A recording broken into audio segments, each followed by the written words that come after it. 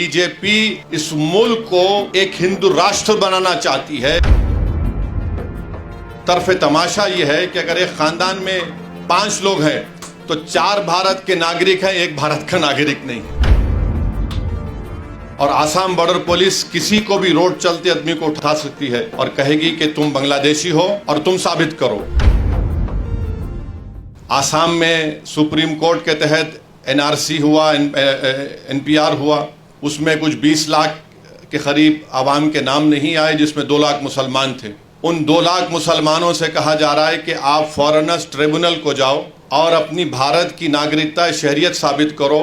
और वो जो 18 लाख जो गैर मुस्लिम है, उनसे हेमंत बिस्व शर्मा आसाम का मुख्यमंत्री कह रहा है कि हम CAA के तहत आपको सिटीजनशिप दे देंगे। और आसाम में हमने देखा आज से चंद दिन पहले, हफ्ता भर पहले 28 के करीब मुसलमानों को, आसाम में एक आसाम बॉर्डर पुलिस है और आसाम बॉर्डर पुलिस किसी को भी रोड चलते आदमी को उठा सकती है और कहेगी कि तुम बांग्लादेशी हो और तुम साबित करो।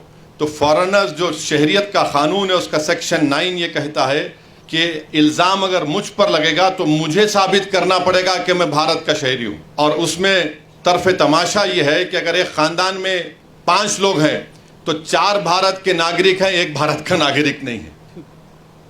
28 लोगों को ले जाकर ट्राइब्यूनल, अच्छा वो ट्राइब्यूनल ऐसा है, वो बिल्कुल आर्बिट्री है। अब 28 लोग अब 2 साल तक मिनिमम जेल में रहेंगे, वहाँ उसमें रहेंगे। उसके बाद अगर बेल होगी, नहीं होगी तो निकलेंगे, वरना उससे पहले बेल।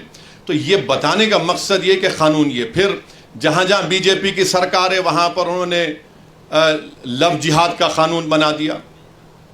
जहाँ जहाँ बीजेपी की सरकार है वहाँ पर उन्होंने कह दिया कि हरियाणा में गौ रक्षकों को पैसे दिए जाते हैं, हरियाणा की बीजेपी की सरकार की तरफ से बंदूक के लाइसेंस उनको दिए जाते हैं। इस पस मंजर में आपको वक्फ एक्ट को देखना है।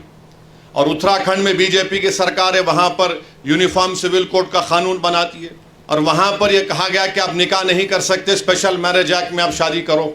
तो निकाह हमारे पास तो शादी निकाह से होती है, गवाह से होती है, महर देने से होती है, मगर उत्तराखंड में कुछ और बना दिया गया।